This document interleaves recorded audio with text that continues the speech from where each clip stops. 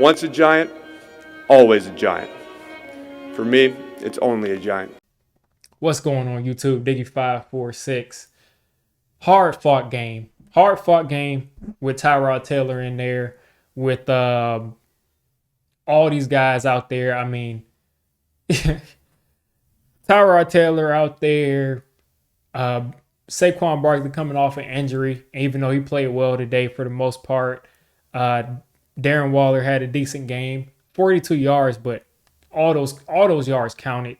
Wandale had a good game, but again, Azudu gets hurt first series or second series of this game. He had like a broken toe or something that probably happened. You got to move Pugh to left tackle. You bring Marcus McKeithen back in the game at right guard.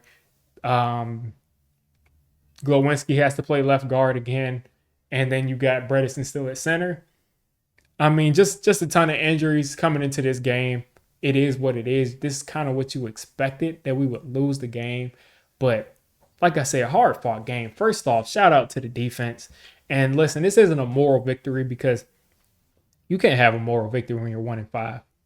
You're 1-5 now, so you just can't afford to have a moral victory at this point. But let's see here. Pulling up some of these stats.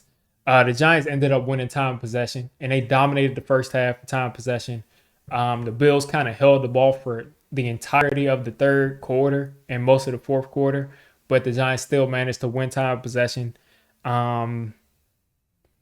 We just couldn't get Josh Allen down to the ground. We got a ton of pressure from our defensive line, but they just couldn't get him on the ground. And I mean, that's really the difference in this game. Keeping it real, is Josh Allen made plays after being under pressure, throwing the ball downfield and extending plays. Other than that, I mean, Wink put Josh Allen and this Bills offense in a box.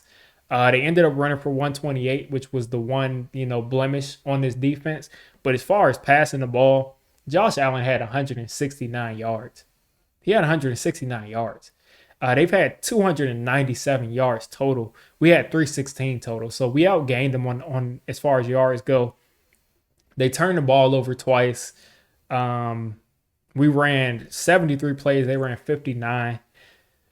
So I'm not sure. I wanted to look at it to see like how many drives they had versus us. I have it in front of me, but I don't really feel like counting it, to be honest. But it seems like we had one more drive than him, than the Bills. But this defense showed out. This defense showed out. Stephon Diggs had 100 yards. Most of it was on Adoree.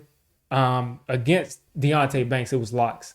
Most of it was against the zone defense, running behind linebackers, and then Adoree had a couple of bad plays. But I mean, I can't say I'm angry about this because this is the first game we went into the fourth quarter, besides the Cardinals game, which, I mean, once we scored that first touchdown against the Cardinals in the second half, I said, it's wraps, we're winning the game. So this is the first fourth quarter we went into, or was at the end of the game, where it was like, can we win it? Like, it was some excitement going on. So the two big blemishes this game. The first one was end of the first half. Tyrod Taylor has an option on the goal line to check to a run or a pass, and Dable apparently did not want him under any circumstances to check to the run, and he did it. They held Saquon out of the end zone, and clock ran out. And the clock ran out also because the Bills players were laying on top of our players and just kind of stopped them from getting up, and the clock ran out. So that should have been a delay of game on the Bills players, but they didn't call it. They just pretended they didn't see it. Another bad call, which left points on the board, took points off the board for us probably, was Jalen Hyatt caught a 43-yard bomb. Not a bomb, but a 43-yard crosser down the field on a really good throw off of Tyrod throwing on the move. On the sideline, dragged his left foot. Perfect sideline catch. I mean, Hyatt is a monster. He's going to be so good for us. He did that.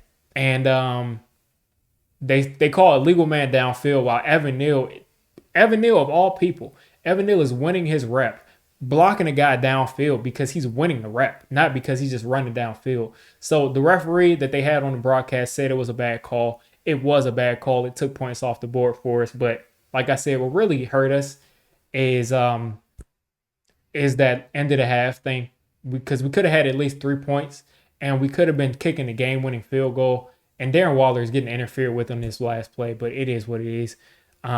Sometimes they just let guys play. But that was something that happened. Another bad call was a roughing the passer, but they would have gotten the automatic first down anyway because there was illegal contact. And another bad call, which, I mean, I didn't see people talking about, but Josh Allen threw a pass that counted for 3 yards where the ball literally hit the receiver and he dropped it right in front of the referee, and they didn't throw a flag. Like, they didn't throw a flag. It hit him in his chest, it hit him in the hands, and it hit the ground, and they just called that a catch. So, I mean, they ended up moving the ball after that on 3rd and long. So it's like, did it really change the outcome of the game? I'm not sure, but that's something that I just think they should have called. Darren Waller on this last play, I mean, I already said it, but looking at this again, he got held to start that. The entire play, his jersey is being held, and he's being interfered with. He's being interfered. I'm getting angry. He's getting interfered with this entire route. His jersey is being held, like pulled the entire route. And then on top of that, there was holding and there was pass interference. And while Waller is trying to go up for the ball, his jersey is still being held. So that is what it is. Hard fought game, but again, we made mistakes that we messed up that we made, but all around a bad refereeing game. This is the kind of games that make people think that the referees are fixing the games because of plays like this. But it just is what it is right there. But overall, as far as the offense, I would say the offense looked good. Tyrod extended some plays, made some plays downfield that got called back, but also some that didn't get called back, and kind of dropped the ball where it needed to be. On Slayton, I mean, it was 4th down, and he threw the ball deep to Slayton, and Slayton could have caught it. Like, the ball was exactly where it needed to be, but it was just really good defense from the Bills.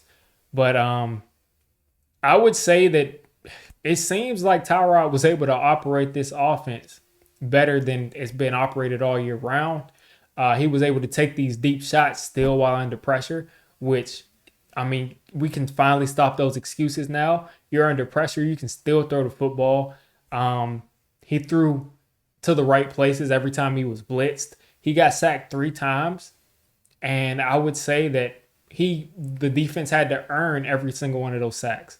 I don't think that it was a situation where he just was holding the ball and he was running to the sideline. He just ran out of bounds or got this close to the out of bounds marker and say, oh, I got to throw it away. So I think Tyrod processed the game faster. He noticed what was going on a lot better than Daniel Jones usually did. And it's just, I think Daniel Jones is shell-shocked, and we all know that. But Tyrod right now seems like the better quarterback. Now, what is that going to mean going forward? Because is DJ going to be out the whole season? There were some things that said that DJ could be ready next week, but we don't know yet. But Tyrod, like I said, looked like he had a better control of this offense. Consistently hit the right guy, except in a couple of bad moments where he didn't hit Wandale for that first down on that 1/3 down, and he took that deep shot to Slayton when it's 4th and 7, like pick up the first down. I think that's pretty much everything. The defense did a great job containing Josh Allen, and then the offense did a great job moving the ball for the most part, but they just could not cash it in the end zone, and they made a couple of key issues. But something I'm excited about as I wrap this video up here is Andrew Thomas is coming back. Justin Pugh looked great at left guard before he had to move to left tackle. So I think that left side is solidified. And then you slide in JMS. I think that those 3 guys right there are going to be solidified. And then you got Bredesen at guard. That's going to be a solid guard for you, better than Glowinski. And then you got Evan Neal at tackle. So maybe Evan Neal plays better with Bredesen next to him. But I think the offensive line. Once Andrew Thomas and John Michael Smith gets healthy, I really think the offensive line is going to be much better than anything we've seen all year, especially going against teams that are not the 49ers and the Cowboys and all these teams. So hopefully that offensive line can get better once these guys get healthy. But Saquon balled out too, by the way. And that's it. That's it.